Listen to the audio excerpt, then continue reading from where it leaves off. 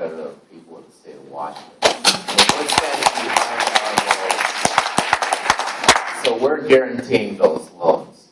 There was a question raised about the constitutionality of retaining the earnings within the trust or the trust could build itself.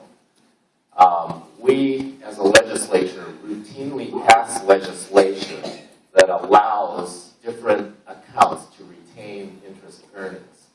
So while that is the appropriation, the legislature writes it into the bill that the account gets to retain its earnings. So it's constitutional.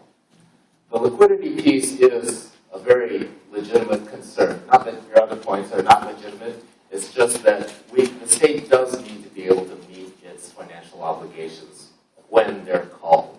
So there needs to be a safety net within that. However, we, the state, the people of the state sought in their wisdom to establish a rainy day fund for that purpose. That fund should be sufficient to balance out any unforeseen fluctuations. Now, it hasn't been, and that is true.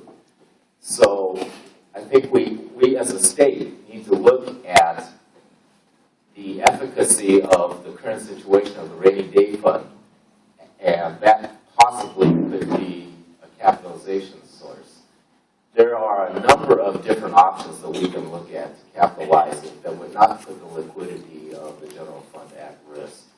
There is, for instance, a local government investment pool which has substantial reserves, and if the local governments would prefer to invest in the trust rather than have them invested at these rates of return that Darrell characterized, I think that should be an option that they should be allowed to do. There are a number of lending programs that the state appropriates money for.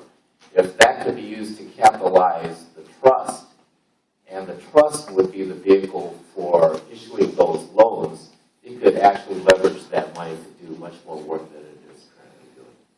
So with those, I didn't catch much more to rebut, actually. If there are specific questions that will come up here.